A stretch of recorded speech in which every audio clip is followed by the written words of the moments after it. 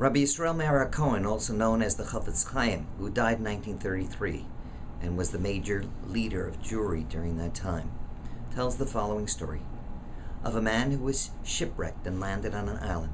He was completely naked. The inhabitants of the island gathered around him, lifted him up on a chair, brought him to a palace, and coronated him as king.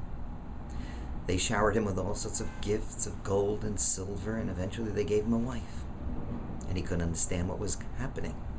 So he asked the confidant what was happening.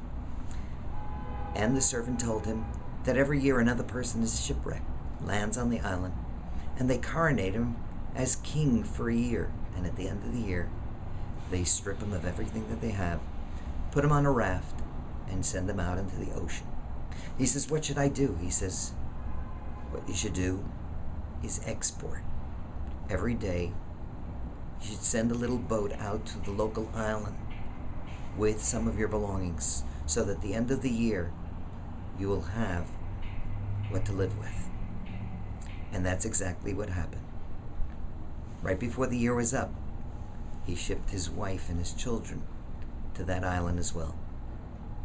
And then the inhabitants came and they took him and they stripped him of everything that he had and put him on the raft naked. He paddled himself to the island and he survived. The Chofetz Chaim says that this story is really a metaphor of human life. A child comes into the world completely naked, and they scream out, "Yechi HaMelech, long live the king," and they coronate him. And he lives for his 60, 70, 80 years.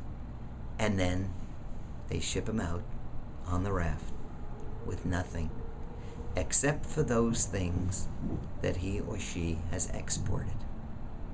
And that's the message of Yom Kippur: to repent, to do good deeds, because it's those good deeds that we export into the world to come. Happy New Year and have a meaningful fast.